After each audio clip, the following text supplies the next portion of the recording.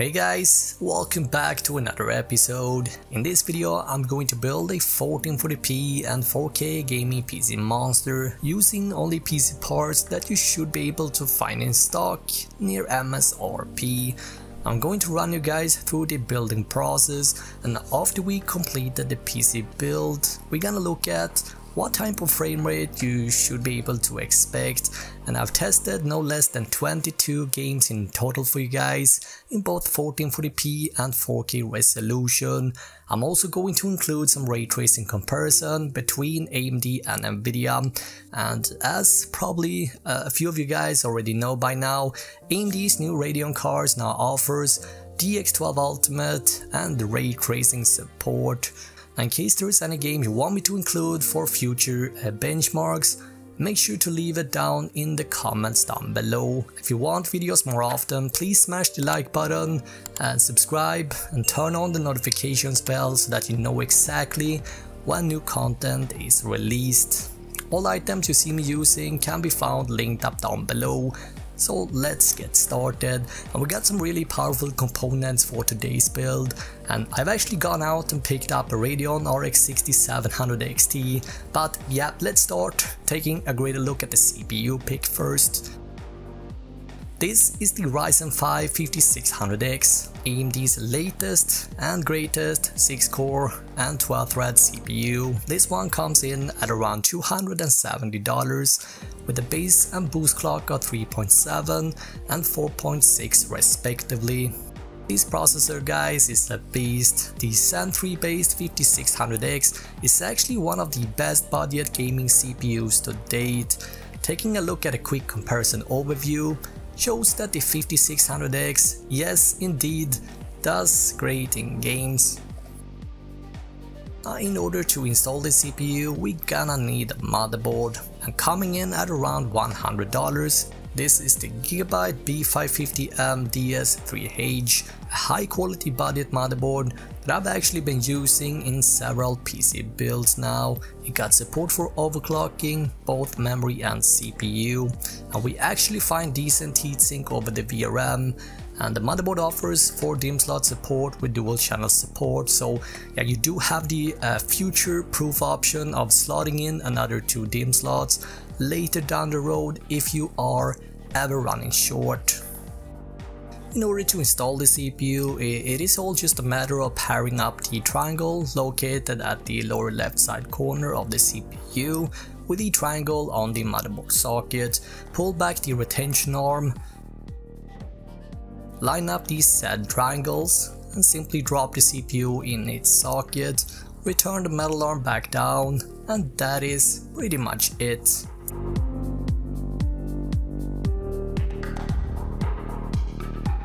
Moving on to the cooler, and AMD is actually kind enough to include a cooler with our CPU, and the cooler is actually good enough to game on.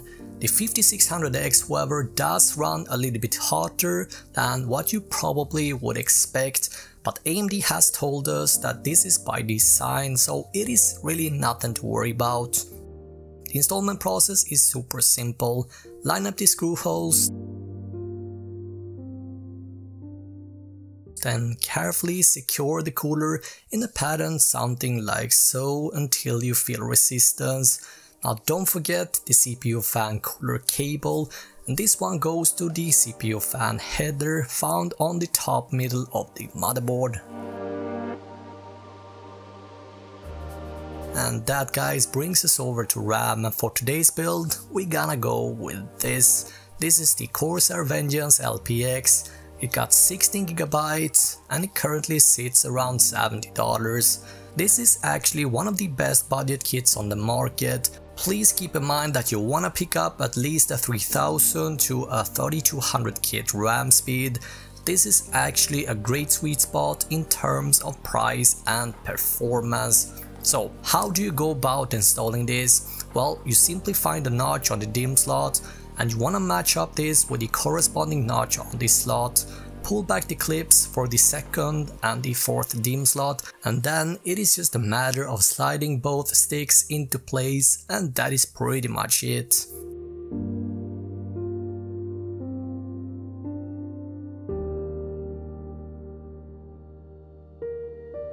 Now following that we have storage, and for today's budget guys, I recommend spending between about $40 to $60 on storage.